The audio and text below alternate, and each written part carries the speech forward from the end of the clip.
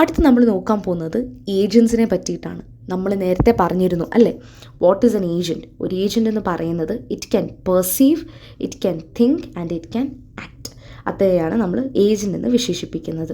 ഇവിടെ ഞാൻ ഈ ഒരു ഡയഗ്രത്തിൽ നിങ്ങൾക്ക് കാണാനായിട്ട് സാധിക്കും, ഏജൻറ്റിന് എക്സ്റ്റേണൽ എൻവയറമെൻറ്റിൽ എന്താണ് നടക്കുന്നത് എന്നുള്ളത് പെർസീവ് ചെയ്യാൻ അല്ലെങ്കിൽ പെർസെപ്ഷൻസിനായിട്ട് വി ഹാവ് സെൻസേഴ്സ്.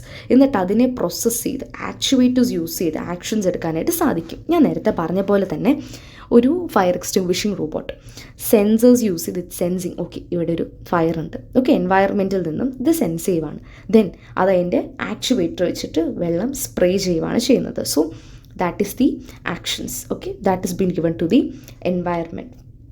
ഏജൻസിനെ നമുക്ക് 3 രീതിക്ക് ക്ലാസിഫൈ ചെയ്യാം. ഹ്യൂമൻ ഏജൻറ്റ് എന്ന് പറയുമ്പോഴത്തേനും എന്താണ്, ഹ്യൂമന് സെൻസേഴ്സ് ഏതൊക്കെയാണുള്ളത്? ഒരു മനുഷ്യൻ്റെ സാധാരണ മനുഷ്യൻ്റെ സെൻസേഴ്സ് ഏതൊക്കെയാണുള്ളത്? ഐസ് ഉണ്ട് അല്ലേ, ഇയേഴ്സ് ഉണ്ട്, നോസ് ഉണ്ട്, ഹാൻഡ് ഉണ്ട്, ലെഗ് ഉണ്ട്, ഇതൊക്കെ ഐസ് ഉണ്ട്, ഇയേഴ്സ് ഉണ്ട്, നോസ് ഉണ്ട്, സ്കിന്നുണ്ട് ഫീൽ ചെയ്യാനൊക്കെ ആയിട്ട്.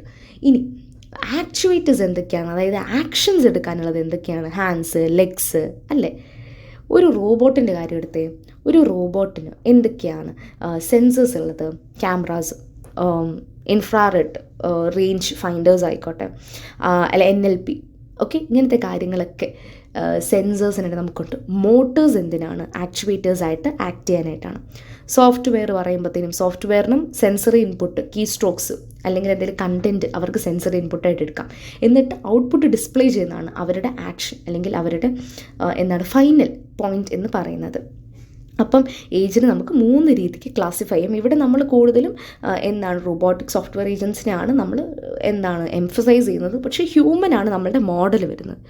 ഈ ഒരു മോഡലിൻ്റെ ബേസിസിലായിരിക്കും നമ്മൾ ബാക്കിയുള്ളതെല്ലാം പറയുന്നത്. ഇനി പെർസെപ്ഷൻ എന്നീ കാര്യങ്ങളൊക്കെ ഞാൻ പറഞ്ഞായിരുന്നു അല്ലേ. പെർസെപ്ഷൻ എന്ന് പറയുന്നത് ബേസിക്കലി എൻവയറമെൻറ്റിൽ നടക്കുന്ന കാര്യങ്ങളൊക്കെ മനസ്സിലാക്കുക എന്നുള്ളതാണ് പെർസെപ്ഷൻ കൊണ്ട് നമ്മളിവിടെ ഉദ്ദേശിക്കുന്നത്. പെർസെപ്റ്റ് സീക്വൻസ് എന്ന് പറയുന്നത് ഇതുവരെ നടന്നിട്ടുള്ള എല്ലാ കാര്യങ്ങളെയും അതിൻ്റെ കംപ്ലീറ്റ് ഹിസ്റ്ററിനെയാണ് നമ്മൾ വിശേഷിപ്പിക്കുന്നത്. അപ്പോൾ അതിൽ നിന്നുമൊക്കെ നമുക്ക് ആക്ഷൻ എടുക്കാൻ ഈസി ആയിരിക്കും അല്ലേ. നമുക്ക് ഇത്ര കാര്യങ്ങളാണ് ഉള്ളത്, ഓക്കെ പുറത്ത് ഇത്രയും കാര്യങ്ങളുണ്ട് എന്നുള്ളത് മനസ്സിലാക്കി ആക്ഷൻ എടുക്കാനായിട്ട് ഈസി ആയിരിക്കും ഇങ്ങനത്തെ കാര്യങ്ങളിൽ. ഇനി അടുത്ത് നമ്മൾ നോക്കുന്നത് ഇൻ്റലിജൻറ്റ് ഏജൻ്റാണ്. ഇൻ്റലിജൻറ്റ് ഏജൻറ്റ് നമ്മൾ നേരത്തെ പറഞ്ഞ ഏജൻറ്റിന് സെയിം ഫങ്ഷനാലിറ്റി തന്നെയാണ്, പക്ഷേ ഇൻ്റലിജൻറ്റ് ഏജൻ്റാണ്. അപ്പം ഓട്ടോണോമസ് ആയിട്ട് ആക്ഷൻ എടുക്കുന്നവരെയാണ് ഇൻ്റലിജൻറ്റ് ഏജൻറ്റ് എന്ന് വിശേഷിപ്പിക്കുന്നത്. അപ്പം ഇതിന് 4 റൂൾസ് ഉണ്ട്. It must have the ability to perceive the environment. ആ ഒരു എൻവയറമെൻറ്റ് പെർസീവ് ചെയ്തതിൽ നിന്നും ഡിസിഷൻ ഉണ്ടാക്കാൻ, എഗെയിൻ എംഫസൈസ് വേർഡ് ഡിസിഷൻ ഉണ്ടാക്കാൻ. ഇപ്പം ഞാൻ ഇപ്പോൾ ഒരു പ്രോഗ്രാം ചെയ്യാണ്, അതായത് if fire, okay then spray, else spray, else check fire, okay എന്ന് പറഞ്ഞൊരു പ്രോഗ്രാം ഇല്ലെന്ന് വിചാരിക്കും. ഇതൊക്കെ ഒരു സ്റ്റാൻഡേർഡ് പ്രോഗ്രാമൊന്നുമല്ല എന്നാലും. അപ്പം ഇവിടെ ഒരു ഡിസിഷൻ മേക്കിങ്ങിനായിട്ട് ഞാനൊരു പ്രോഗ്രാം ഇവിടെ കൊടുക്കുകയാണ് ചെയ്തേക്കുന്നത്. അപ്പം ഇതിനെ ബേസ് ചെയ്ത് എൻ്റെ ഏജൻറ്റിന് ഡിസിഷൻ എടുക്കാനായിട്ട് സാധിക്കുമെന്നുണ്ടെങ്കിൽ it is an intelligent agent. അപ്പം ഡിസിഷൻ എടുത്തു കഴിഞ്ഞിട്ട് ഇപ്പം ഞാൻ പറഞ്ഞില്ല, ഇപ്പം ഇഫ് കണ്ടീഷൻ കൊടുത്ത് ഓക്കെ ഡിസിഷൻ എടുത്തു, ഫയർ ഇസ് ദെയർ, അങ്ങനെയാണെന്നുണ്ടെങ്കിൽ it should result in action. Spray the water എന്ന് പറയുമ്പം സ്പ്രേ ചെയ്യാനുള്ള ഡിസിഷൻ എടുക്കുക മാത്രമല്ല, അത് പോയിട്ട് സ്പ്രേ ചെയ്യണം, ആക്ഷൻ അവിടെ ഇംപ്ലിമെൻറ്റ് ചെയ്യണം. And that action must be A rational action. അതായത് ആ ഒരു പോയിൻറ്റിൽ നമുക്ക് ചെയ്യാൻ പറ്റിയ ബെസ്റ്റ് ആക്ഷൻ അല്ലെങ്കിൽ റൈറ്റ് ആക്ഷൻ ആയിരിക്കണം അത് എന്നുള്ളതാണ് നമ്മൾ ഉദ്ദേശിക്കുന്നത്. കൺഫ്യൂസ് ചെയ്തില്ല എന്ന് വിചാരിക്കുന്നു. ഇൻ്റലിജൻറ്റ് ഏജൻറ്റും ഏജൻറ്റും തമ്മിലുള്ള വ്യത്യാസം എന്താണ്? ഇൻ്റലിജൻറ്റ് ഏജൻറ്റ് തിങ്ക് ചെയ്യും, ഏജൻറ്റ് എന്ന് പറയുന്നത് തിങ്ക് ചെയ്യത്തില്ല അല്ലെങ്കിൽ തന്നെ ഡിസിഷൻ ഉണ്ടാക്കാനായിട്ട് സാധിക്കത്തില്ല എന്നുള്ളതാണ്. അപ്പം ഏജൻറ്റ് എൻവയറമെൻറ്റും, അപ്പോൾ ഏജൻറ്റ് ആക്ഷൻ എൻവയറമെൻറ്റ് കൊടുക്കുന്ന ഒബ്സർവേഷൻസും പാസ്റ്റ് എക്സ്പീരിയൻസ് എൻവയറമെൻറ്റിൽ നിന്ന് എടുക്കുന്നു. അതിൻ്റെ അടുത്ത് എബിലിറ്റീസ്, ഗോൾസും പ്രയർ നോളജും ഒക്കെ നമ്മൾ കൊടുക്കുന്നു. ഇനി അടുത്ത് നമ്മൾ വരാൻ പോകുന്ന ഒരു ടോപ്പിക് എന്ന് പറയുന്നത്, സംസാരിക്കാൻ പോകുന്ന ടോപ്പിക്ക് വാക്യൂം ക്ലീനർ വേൾഡ്. ഇവിടെ നമുക്ക് 2 ലോകമുണ്ട് അല്ലെങ്കിൽ 2 ലൊക്കേഷൻസ് ഉണ്ട്, A and B. Okay, vacuum cleaner ഒരു സ്ഥലത്ത് നിൽക്കുമ്പോഴത്തേനും വാക്യൂം ക്ലീനറിൻ്റെ മെയിൻ അജണ്ട എന്താണ്? It should suck up the dirt. Okay, അപ്പം ഈ വാക്യൂം ക്ലീനർ ഇവിടെ കൊടുത്തിരിക്കുന്ന ഈ വാക്യൂം ക്ലീനറിന് 4 ഫങ്ഷൻസ് ആണുള്ളത്. ഒന്ന് suck up the dirt, move left, move right അല്ലെങ്കിൽ ഡു നത്തിങ്. ഓക്കെ, 4 കാര്യങ്ങൾ ഇതിന് ചൂസ് ചെയ്യാം. ഓക്കെ, ഇപ്പം ഞാൻ ഇവിടെ ടേബിൾ എയിൽ നിൽക്കുവാണ്. ഓക്കെ, എയിൽ first what it should do, it should detect whether dirt is there or not. Dirt ഉണ്ടെന്നുണ്ടെങ്കിൽ എന്താണ് ചെയ്യുന്നത്? It should suck it up. If dirt is not there, check the next box, next section B check ചെയ്യണം. അവിടെ dirt ഉണ്ടെന്നുണ്ടെങ്കിൽ suck ചെയ്തെടുക്കുക, അല്ല എന്നുണ്ടെങ്കിൽ do nothing.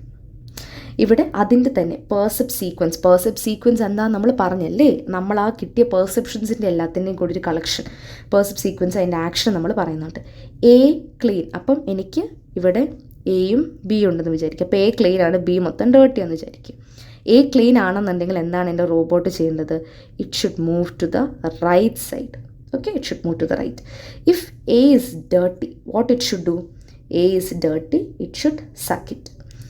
പിന്നെ ബിയിൽ പോയി, ബി ക്ലീൻ ആണെങ്കിൽ it should move to the left. A dirty ആണോ അല്ലയോ നോക്കുക. ബി ഡേർട്ടി ആണെന്നുണ്ടെങ്കിൽ സക്ക് ചെയ്യുക. ഇതിൻ്റെ പല കോമ്പിനേഷൻസും നമ്മളിവിടെ കൊടുക്കുന്നുണ്ട്.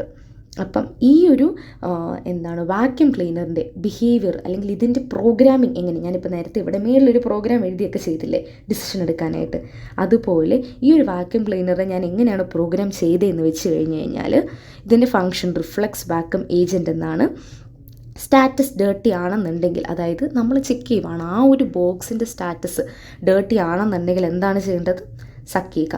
അല്ല എന്നുണ്ടെങ്കിൽ ഇഫ് ഇറ്റ് ഇസ് ലൊക്കേഷൻ എയിലാണ് ഞാൻ നിൽക്കുന്നതെന്നുണ്ടെങ്കിൽ റൈറ്റിലോട്ട് പോവുക, ലൊക്കേഷൻ ബിയിലാണ് നിൽക്കുന്നതെന്നുണ്ടെങ്കിൽ ലെഫ്റ്റിലോട്ട് പോവുക. എഗെയിൻ നമ്മൾ ചെക്ക് ചെയ്യണം if it is dirty or not എന്നുള്ളത്. അപ്പം ഇതാണ് നമ്മളുടെ വാക്യൂം ക്ലീനർ വേൾഡ് എന്ന് പറയുന്നത്. ഇവിടെ നമ്മൾ പെർസെപ്ഷൻസ് എന്ന് പറയുന്നത് എന്താണ്, അല്ലെങ്കിൽ പെർസെപ്റ്റ്സ് എന്താണ്? ലൊക്കേഷനും അതിൻ്റെ കണ്ടൻറ്റുമാണ് അല്ലേ. ലൊക്കേഷൻ ഫസ്റ്റ് വൺ, ഈ ഒരു ബോക്സിൻ്റെ ഫസ്റ്റ് വൺ ലൊക്കേഷനാണ്. ലൊക്കേഷനും അത് കഴിഞ്ഞ് വരുന്നതിൻ്റെ കണ്ടൻ്റാണ് ഇറ്റ്സ് ക്ലീൻ ഓർ ഡേർട്ടി എന്നുള്ളത്. അത് കഴിഞ്ഞ് ആക്ഷൻസ് വരുന്നത് ലെഫ്റ്റ് റൈറ്റ്, സക്ക് അല്ലെങ്കിൽ ഡോണ്ട് ഡു എനിത്തിങ്. ഈ ഒരു ഏജൻറ്റിൻ്റെ ഫങ്ഷൻ എന്താണ് ചെയ്യേണ്ടത് എന്നുള്ളത് നമ്മൾ ടേബിളിൽ നോക്കിയിട്ട് ലുക്കപ്പ് ചെയ്തിട്ടാണ് നമ്മൾ ചെയ്യുന്നത്. ഇനി what is A good behaviour അല്ലെങ്കിൽ റാഷണാലിറ്റിയുടെ കൺസെപ്റ്റ് എന്താണ്? ഗുഡ് ബിഹേവിയർ എന്ന് പറയുന്നത് നമ്മൾ എക്സ്പെക്റ്റ് ചെയ്യുന്ന പോസിബിൾ ആക്ഷനെ നല്ല രീതിക്ക് പെർഫോം ചെയ്യുക, പോസിറ്റീവ് റിവാർഡ് ഗെയിൻ ചെയ്യുക എന്നുള്ളതാണ് നമ്മളുടെ ഗുഡ് ബിഹേവിയർ കൊണ്ട് നമ്മൾ ഉദ്ദേശിക്കുന്നത്. ഇപ്പം പെർഫോമൻസിൽ എന്തെങ്കിലും ഇഷ്യൂസ് വരികയോ അല്ലെങ്കിൽ നമ്മൾ എക്സ്പെക്റ്റ് ചെയ്യാത്ത പോലെ ഇത് പോവുകയോ ചെയ്തു എന്നുണ്ടെങ്കിൽ നമ്മളതൊരു റോങ് ആക്ഷനായിട്ട് കണക്കാക്കുവാണ്, അല്ലെങ്കിൽ അത് സംതിങ് നെഗറ്റീവ് ആണെന്നുണ്ടെങ്കിൽ will give A negative reward. അപ്പോൾ ഈ റിവാർഡ് ബേസ്ഡ് സിസ്റ്റത്തിൽ നിന്നും നമുക്ക് നമ്മളുടെ ഈ ഒരു മെഷീനിൻ്റെ പെർഫോമൻസ് അനലൈസ് ചെയ്യാനായിട്ട് സാധിക്കും.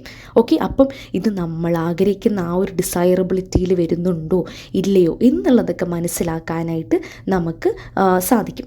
അപ്പം ഇതിനെ തന്നെ നമ്മൾ ഈ ഒരു നേരത്തെ പഠിച്ച വാക്യൂം ക്ലീനറിൻ്റെ വിത്ത് റെസ്പെക്റ്റ് പറയുവാണെന്നുണ്ടെങ്കിൽ വാക്യൂം ക്ലീനറിൻ്റെ പെർഫോമൻസ് മെഷർ ചെയ്യാനായിട്ട് ഡേർട്ട് ക്ലീനപ്പ് ചെയ്യുന്ന രീതി നമുക്ക് നോക്കാം. അതായത് ഇപ്പം ആദ്യമേ ഞാൻ സക്ക് ചെയ്തു, ഓക്കെ, ഡേർട്ട് സക്ക് ചെയ്തു.